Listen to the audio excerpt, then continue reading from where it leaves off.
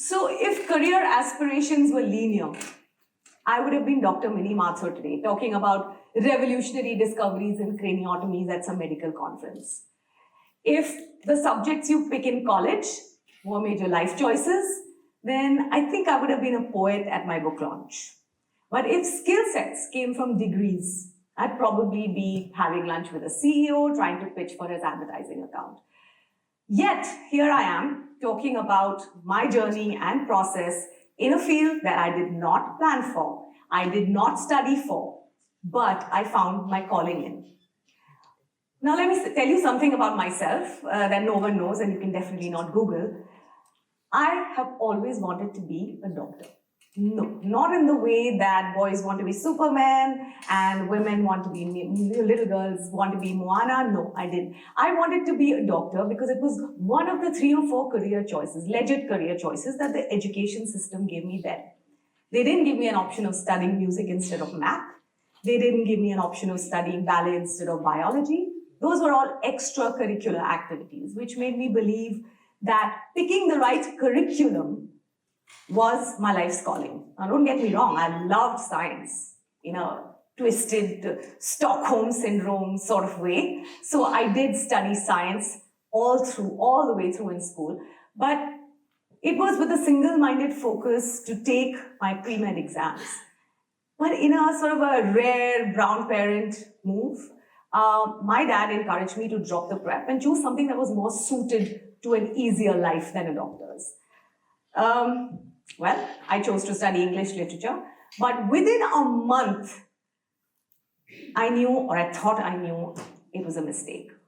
Learning Shakespeare and Keats and Shelley and theatre and music and debates, it felt like extracurricular activities. It didn't feel like a very solid career move to me. And so just like another brick in the wall that we all were told that we were, I studied for medical school all over again that year. And just when I finally got through a coveted medical college and studied anatomy for a whole week, I bailed out. I bailed out and I went back to studying literature because I realized in that week there was more to me that needed expression. You know, one of the toughest things that I've had to do in my life is to have to choose between a conventionally acceptable career and my uneasy, risky, creative urge. And until today, one of the most exhausting conversations with my husband starts with him asking me, so what is it that you really want to do next? And here's the funny thing. If I could answer that question clearly, I'd never imagined more. It is the beautiful ambiguity in this answer to a simply, very ostensibly simple question that has really kept me searching and prevented me from standing my feet in career cement. I've continued to look for my raison d'être. But one thing got really crystal clear for me, that I am a creator. Everybody is a creator. And interestingly, every job, every profession these days requires you to think out of the box. It requires you to find newer creative ways to do things instead of what the playbooks have always said, right? Now, whether you're leading a team or you're designing a robot or you're cooking or you're finding a cure for a disease, you are creating. And today, in the world of Instagram and social media, everyone is a creator. Whether you have 100 followers or you have 1 million followers, you are creators. During the COVID lockdown, social media turned, as you all saw, everyone into creators. They were all innovators, chefs, storytellers, stand-up comics, filmmakers. I know that when normal stops working, only then your creativity will show up. When the normal stops being normal is when creativity survives. It is the only skill set that is actually unique to you, which is why I now know that everybody must find their creative calling. And finding your calling is simply about discovering what you like to do best and getting someone to pay you for doing it. It's as simple as that. So my talk today isn't really about how to unleash this creative potential or your creativity. It's about the lessons I have learned while discovering mine. So let me get to the first lesson I've learned. Drop the master plan. You will not stay in the same industry, let alone the same job, for your entire working life. I studied hard to get into medical college. I got a degree in English literature. I got a master's degree in business. I put in 2 years in advertising, only to find myself completely at home on the set of a game show with makeup and lights, and all of this in the span of just 7 years.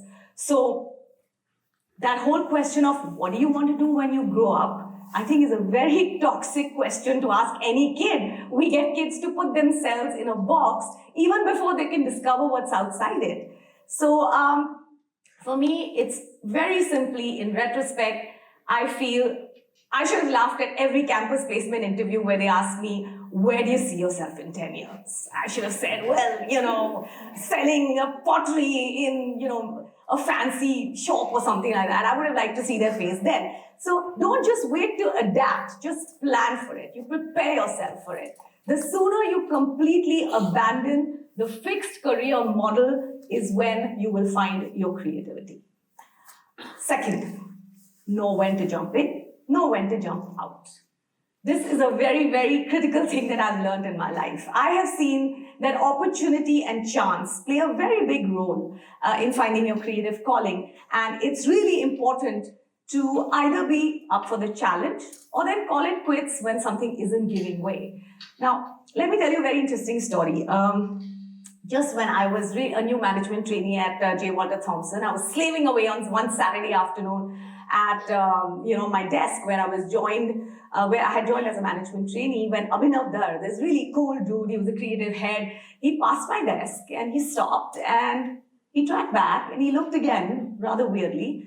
Apparently the team upstairs was pitching for the Ray-Ban account and the model hadn't showed up.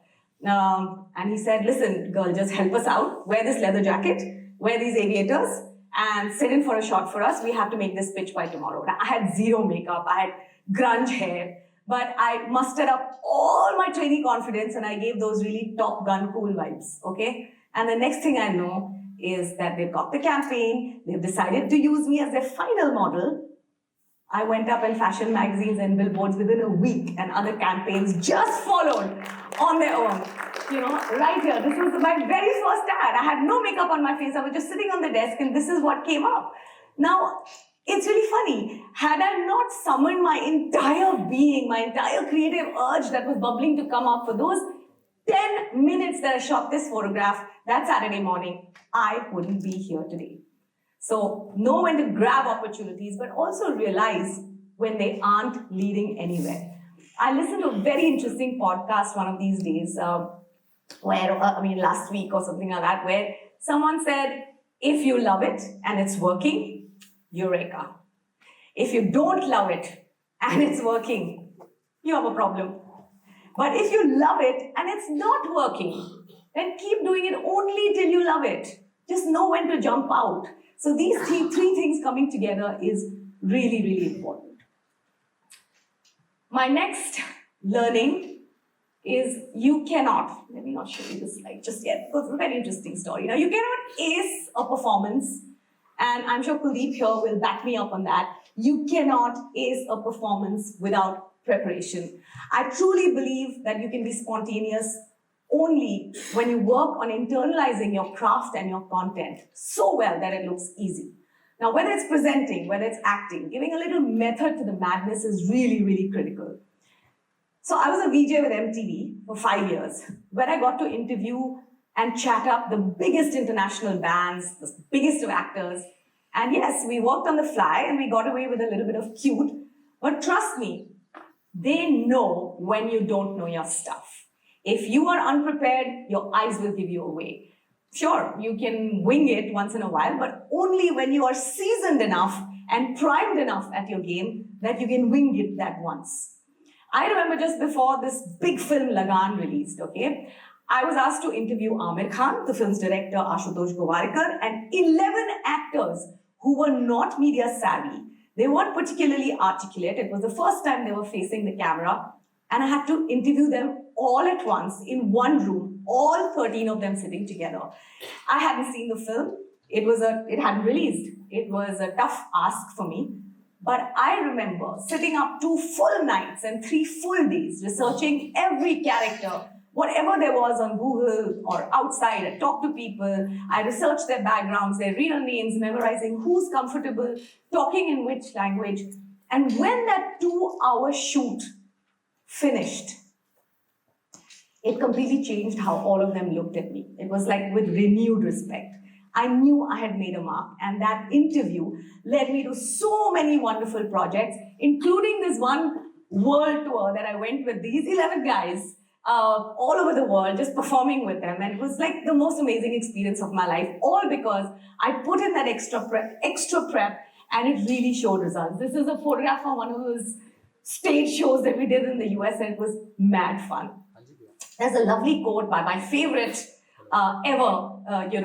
person in showbiz, Marilyn Monroe said, a career is born in public, but talent is always born in privacy. And this rings so true when you relate it to the point I just said, because I'm sure, 100% sure, that everyone who's ever had a creative urge has stood in front of the mirror and rehearsed some dialogue or some song or tried to be a pop star once in a while. Let me see hands. How many of you have done that? Kisi ne to kiya hoga? There you go. So everyone has talent which they show to themselves privately, but you need to go out and do it. When I was asked to host Indian Idol, okay, at that time, no one really knows.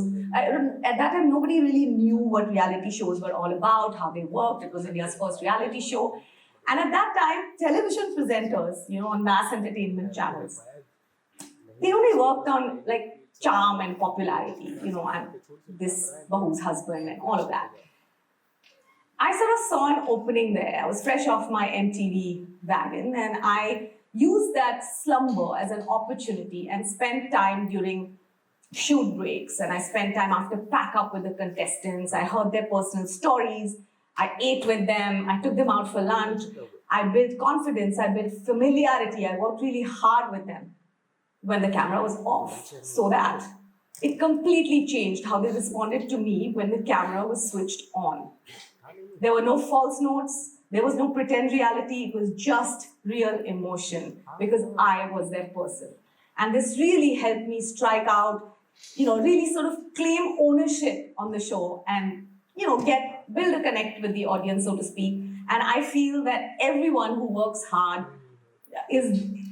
has to find a connect with the audience that they've set out. So you have to put in the work to make it look easy. Never avoid the homework. Do the research, the background checks, because preparation is the only thing that's going to bring ownership to your craft.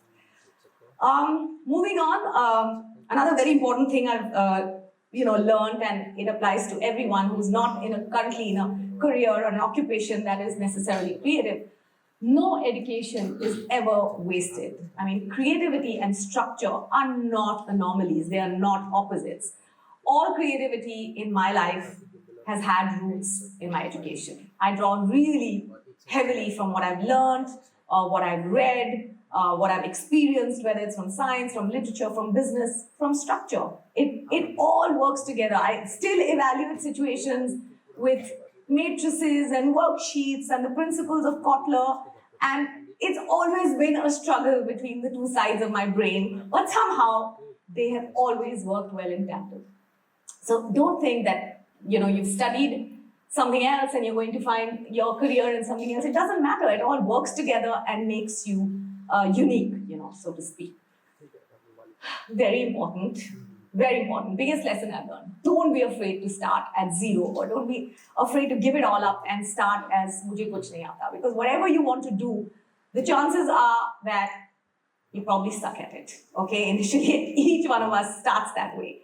But building skills, making mistakes, asking rookie questions, it's all par for the course, right? Vulnerability is really, really important.